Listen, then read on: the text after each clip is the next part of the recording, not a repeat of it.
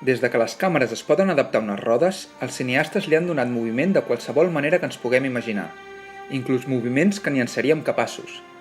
Però més que un efecte visual, un bon moviment de càmera també té el poder de moure la història. Donem un cop d'ull a moments brillants en el moviment de la càmera.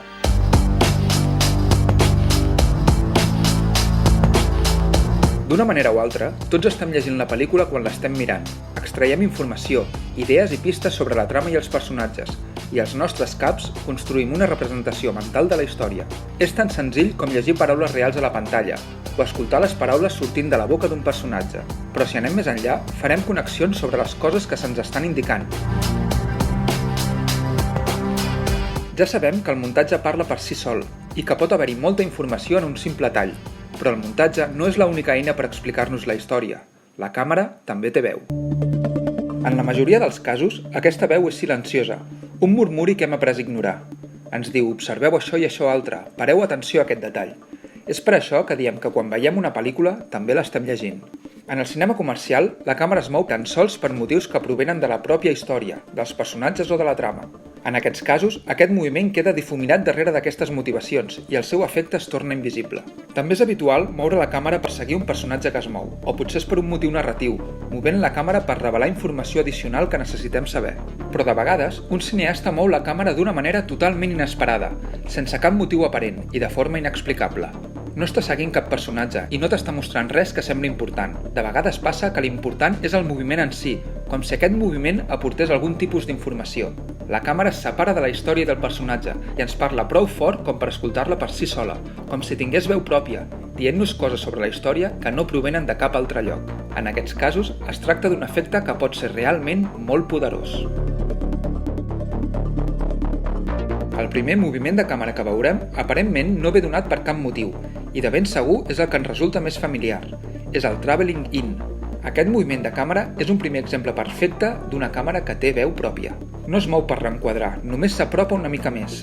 No es limita a dir-nos mira, sinó que ens diu mira més atentament, hi ha alguna cosa per sota de la superfície, hi ha més del que el teu ull està veient. Un exemple brillant és el començament de la pel·lícula El asesinato de Jesse James por el cobarde Robert Ford. Jefferson Davis, didn't you? I didn't. No, you didn't. He did his duty by her. Huh? Oh my God, I'm speaking to children. No, I get it. The President of the Confederacy would discern his wife's needs and satisfy them. En aquest moment de la pel·lícula, ni tan sols se'ns ha presentat el personatge de Casey Affleck, i tot i així, sense dir ni tan sols una paraula, sabem tot el que està passant gràcies a aquest moviment. Observem la mateixa escena sense el moviment. He did his duty by her. Huh? Oh my God, I'm speaking to children. No, I get it. Resulta molt menys potent. Aquest moviment ens diu que alguna cosa important està passant dins el cap d'aquest home. Ens diu, reenfoca, això és més que un grup d'homes, mira més de prop aquell que està al mig. Al muntar els dos moviments junts, el resultat es converteix en molt més que la suma de les seves parts. Els dos travelings connecten un significat, perquè el moviment també està connectat, i el que surt d'aquesta alquímia és donar un sentit especial entre l'home que mira i l'objecte de la seva mirada. Un tipus d'anhel especial, o interès, o la fascinació que Casey Affleck sent cap a l'home que està enquadrat al mig. I tot això se'ns diu sense verbalitzar cap paraula, simplement amb la veu que té la càmera. El contrapunt el trobem en el traveling out. En un anàlisi purament formal, aquest moviment tendeix a fer que un personatge disminueixi més en relació al món que l'envolta, però si aprofundim, veurem que és com si la immensitat se l'estigués empassant, aïllant el personatge, com protegint a l'espectador del seu dolor. Analitzem aquesta brillant escena de Reservoir Dogs. Quan la càmera passa pels ulls, el director decideix que ens estalviarà de veure allò que l'espectador ja intueix que passarà. És un pla que crida l'atenció per la seva originalitat, però per molt que ens agradi Tarantino, hem de dir que molt abans ja s'havia fet aquest pla, i en podem trobar un exemple en la pel·lícula d'Alfred Hitchcock, Marnie la ladrona. En aquest moment de la pel·lícula, a Marnie li ha fet xantatge un home anomenat Mark Rutland, que pretén casar-se amb ella perquè l'ha descobert robant en la seva companyia. En el creuer de la lluna de mel, Marnie és sincera i explica la seva incomoditat amb els homes i el rebuig que li provoca que la toquin. Mark al principi ho accepta, fins que al final decideix forçar-la. És en aquest moment quan veiem això.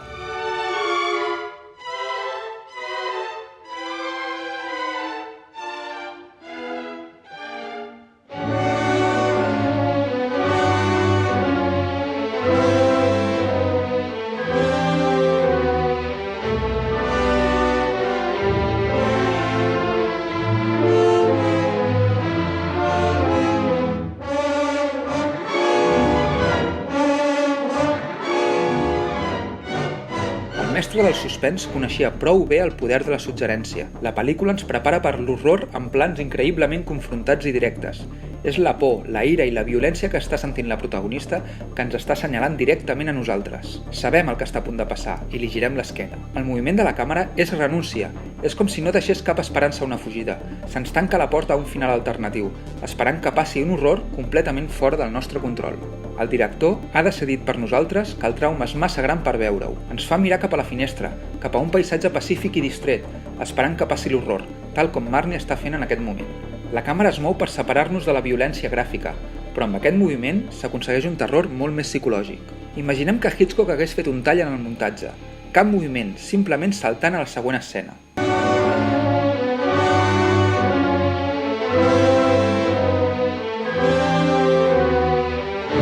Certament també ens quedaríem expectants, però sense estar atemorits o resignats. Es perdria tot el poder de comunicació si talléssim aquesta panoràmica, ja que gran part del diàleg està succeint precisament en aquest moviment. A continuació, veurem un exemple del que Dziga Vertov va anomenar el cinema ull, un ús de la càmera que evita ensenyar-nos l'objecte principal de la trama, o el personatge, o l'acció principal, i decideix allunyar-se. És un punt de vista que té una mentalitat pròpia, un moviment que aparentment no respon a cap motivació, no segueix cap mirada ni cap moviment de personatge. És com si la càmera, per un moment, perdés interès en la història i decidís explorar una altra part del món. Hijos de los Hombres és un exemple modern d'això, però l'exemple que veurem és del mestre d'aquesta càmera deambulant, Michelangelo Antonioni, en un moment de la seva pel·lícula El reportero, de 1975. All right! I don't care!